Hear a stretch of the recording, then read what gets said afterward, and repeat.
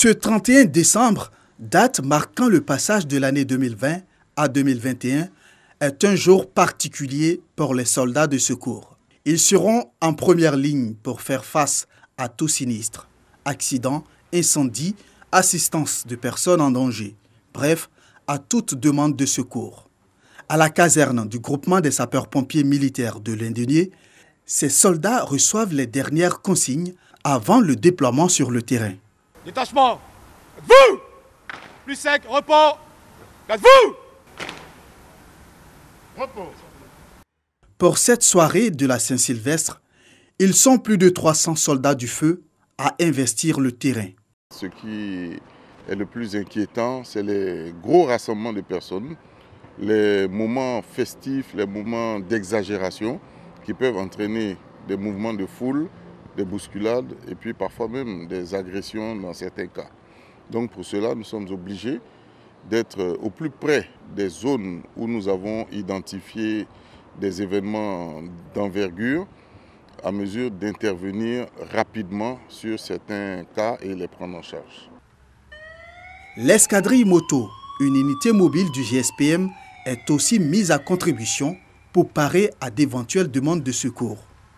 Nous disposons de motos d'incendie pour pouvoir parer le plus rapidement possible au départ de feu et des motos médicales, c'est-à-dire le bon bazar, le petit matériel tout autour, un défibrillateur, ainsi de suite, pour pouvoir garder une victime en vie jusqu'à l'arrivée d'une ambulance.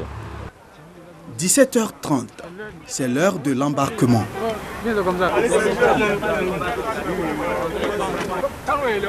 Ces soldats, repartis en 5 secteurs, doivent retrouver leur zone d'intervention.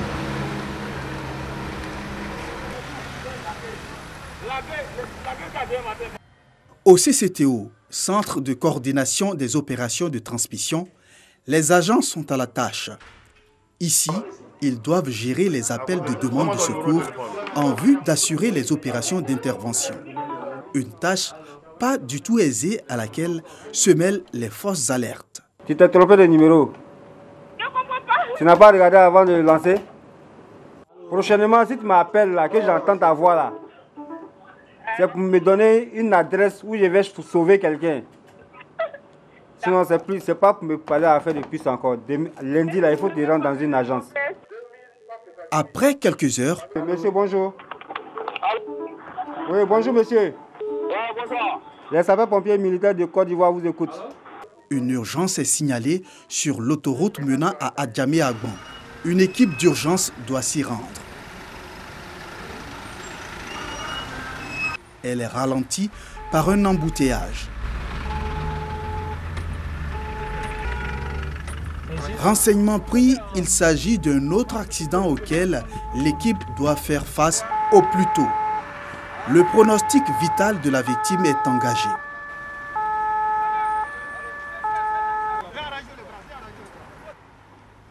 Il faut conduire la victime d'urgence au CHU de Cocody. Après 5 minutes de conduite, nous voici dans le dit centre hospitalier.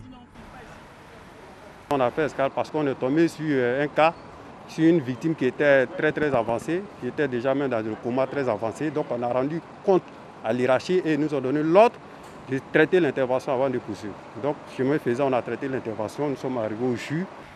Le jeune homme ne verra pas la nouvelle année. Il a rendu l'âme dans l'ambulance selon le médecin urgentiste de gare. On a fait le constat, il s'est trouvé que c'est un patient qui est décédé. Donc on le considère comme un arrivé décédé. Nous on fait un dossier en bonne et due forme comme un patient que nous avons reçu. Voilà, mais arrivé décédé que nous allons transmettre à nos responsables et puis bon, éventuellement contacter la police. Le corps sera évacué à la morgue du CHU où les parents viendront identifier la dépouille. Nous poursuivrons notre chemin dans le secteur 1 à Koumassi où le lieutenant Dosso a pris ses quartiers. La commune doit abriter la cérémonie officielle des feux d'artifice. Quand arrive minuit, c'est la liesse.